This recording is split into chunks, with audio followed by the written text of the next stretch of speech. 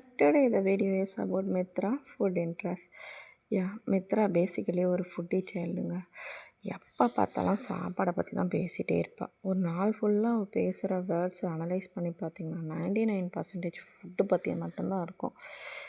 அதை செஞ்சு கொடு, இதை செஞ்சு கொடு, இது வாங்கி கொடு, அதை சாப்பிட்ணும். எப்போ பார்த்தாலும் சாப்பாடு சாப்பாடு சாப்பாடு தான். ஸோ அதனாலேயே பார்த்திங்கன்னா அவளை ஹேண்டில் பண்ணுறது ரொம்ப சிரமமாக இருக்கும். அதை விட்டு வெளியவே வரவே மாட்டாள். அந்த லாக்டவுனில் கூட பார்த்திங்கன்னா அவள் கேட்குறாளேன்னு சொல்லிவிட்டு அவளை சமாளிக்க முடியாமல் நிறைய வாங்கி கொடுத்து சாப்பிட்டு பார்த்திங்கன்னா குழந்த நல்லா வெயிட் போட்டாள். அப்புறம் லாக்டவுன் ரிலீஸ் ஆகி ஸ்கூலுக்கெலாம் போகும்போது பார்த்திங்கன்னா நல்லா சப்பியாக இருந்தாள். எப்படி அவள் வெயிட்டை குறைக்கிறதுனே தெரியல. அப்புறம் ஃபிசிக்கல் ஆக்டிவிட்டியும் எதுவுமே பண்ண மாட்டாள். இப்போ பண்ணுற மாதிரிலாம் முதல்ல எதுவுமே பண்ணவே மாட்டாள்.